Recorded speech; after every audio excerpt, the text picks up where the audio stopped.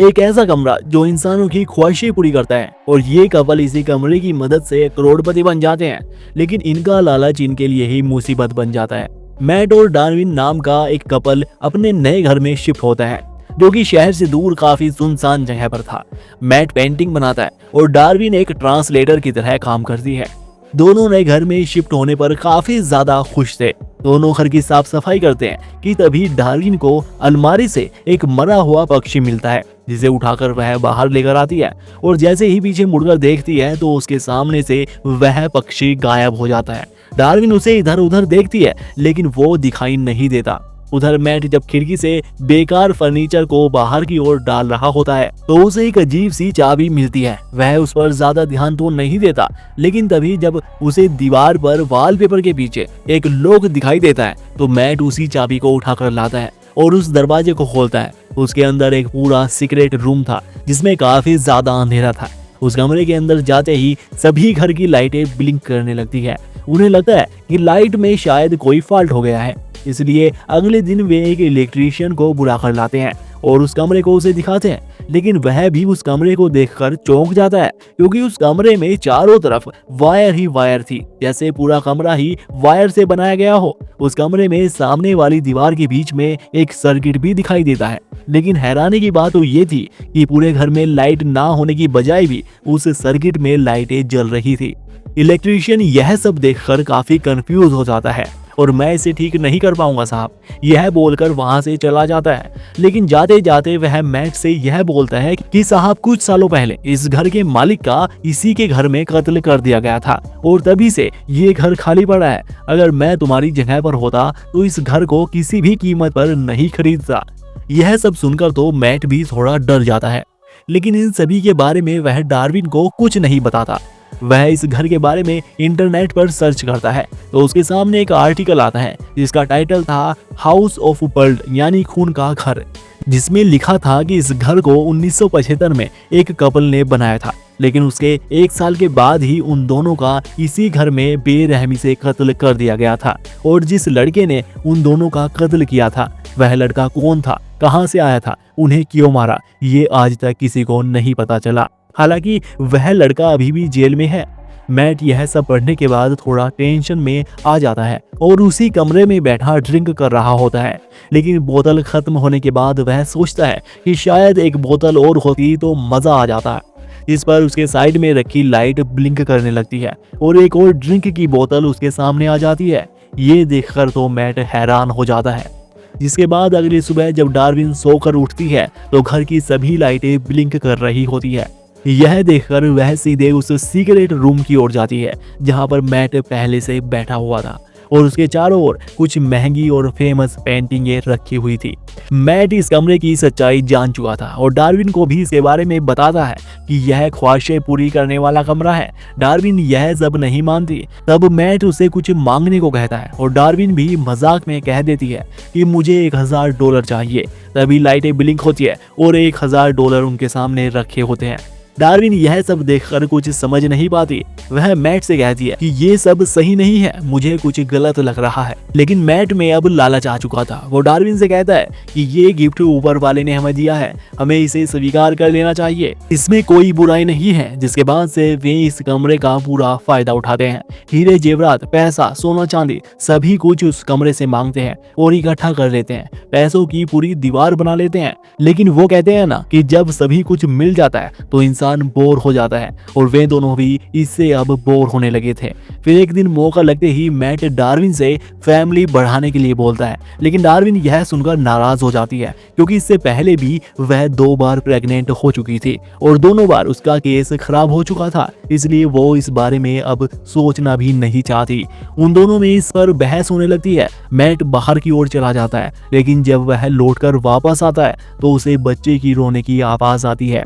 वह डार्विन के पास जाता है। वह बताती है कि मैंने इस काम के लिए भी शॉर्टकट चुना है, मैंने उस कमरे में जाकर बच्चे को मांग लिया। यह सुनकर मैट उसे डांटता है और कहता है कि यह सब तुमने सही नहीं किया, हमें नहीं पता कि ये बच्चा कैसा होगा, कल को हमारे लिए यह मुसीबत भी बन सकता है।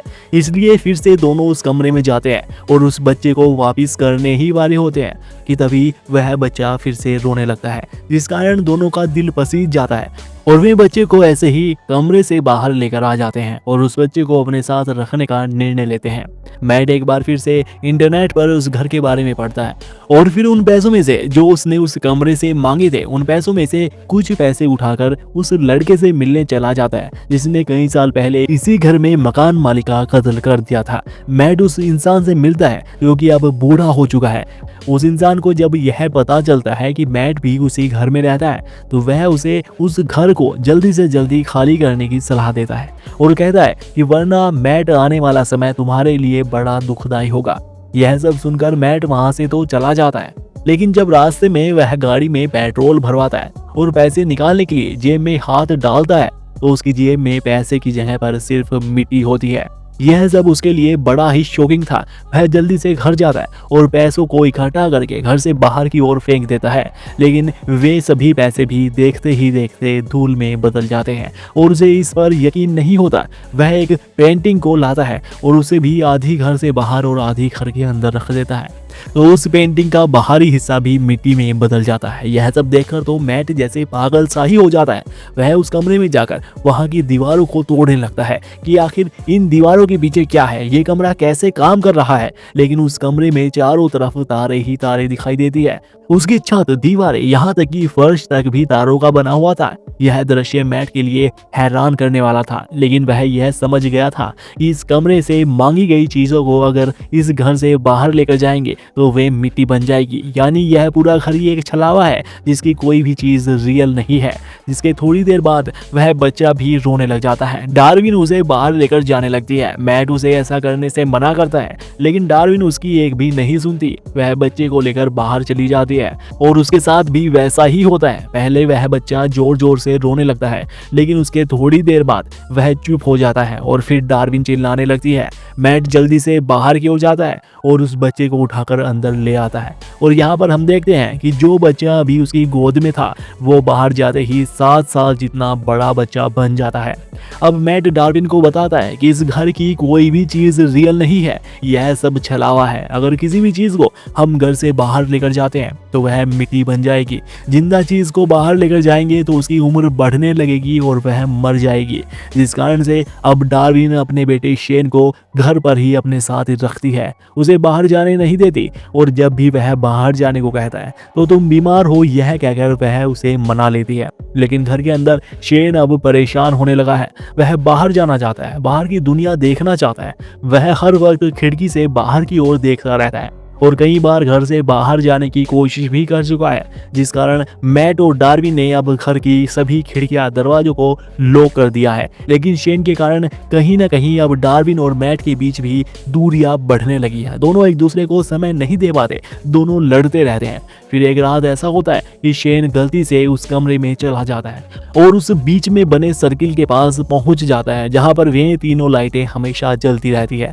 यहाँ पर उसे उस कमरे की सच्चाई का पता चलता है। उसे पता चलता है कि इस कमरे से जो चाहे वो करवा सकते हैं, वो सभी कुछ मांग सकते हैं जो भी हम चाहते हैं। जिसके अगले दिन जब मैट और डार्विन शेन को ढूंढते हुए उस कमरे तक जाते हैं तो वे देखकर हैरान रह जाते हैं कि शेन ने उस कमरे को बिल्कुल एक जंगल में बदल दिया है जहाँ पर बर्फ पड़ी हुई है और उसमें कुछ अलग सी शक्तियां भी आ चुकी है। डार्विन यह देखकर काफी खुश होती है, लेकिन मैट को गुस्सा आ जाता है। वह शेन को उठाकर कमरे से बाहर ले जाकर छोड़ देता है। जिसके थोड़ी देर बाद ही उस कैदी का फोन आता है जिसने इस घर में उन दोनों कपल को मार दिया था। वो बताता है कि इस घर में पहले जो कपल रहता था उस कपल ने भी उस कमरे से एक बच्चे की विश मांगी थी और वो बच्चा मैं ही था।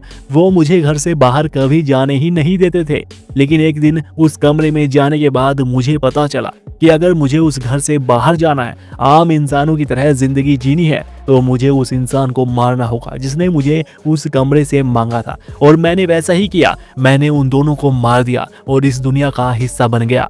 और इसी तरह से अगर तुम्हारे बच्चे को भी घर से बाहर जाना है, इस दुनिया का हिस्सा बनना है, तो उसे भी तुम्हारी पत्नी को मारना पड़ेगा।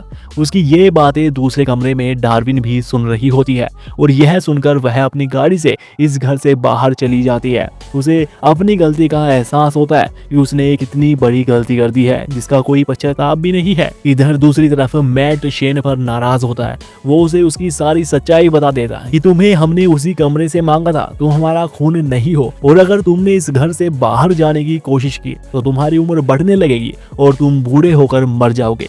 ये सब सुनकर वह बच्चा भी काफी डर जाता है, जिसे देखकर मैट को उस पर दया आ जाती है और वो उसे अपने सीने से लगाकर लेट जाता है। दोनों सो जाते हैं। फिर आधी रात को जब डार्विन घर पर पहुंचती है तो दोनों को एक साथ देखकर काफी खुश होती है। उसे लगता है कि अब मैट ने भी शेन को स्वीकार कर लिया है, जिसके बाद दोनों, मैट और डार्विन दोनों एक दूसरे के काफी ज्यादा फिजिकली क्लोज आ जाते हैं और शेन दूसरे कमरे से उन्हें यह सब करते देख रहा होता है और अब उसके अंदर भी डार्विन को लेकर फीलिंग आने लगती है। अगली सुबह वो जानबूझकर घर से बाहर चला जाता है और जब अंदर आता है तो वह लगभग 20 साल बड़ा लड़का बन जाता है और बंदूक उठाकर अपने माँ बाप पर ही तान देता है। जहाँ पर मैट और शेन के बीच हाथापाई होती है, जिस कारण डार्विन तो बेहोश हो जाती है और जब उसे होश आता है तो उसके सामने मैट बैठा होता है, जो उसे बताता है कि मैंने शेन को मार दिया और घर से बाहर छोड़ दिया है।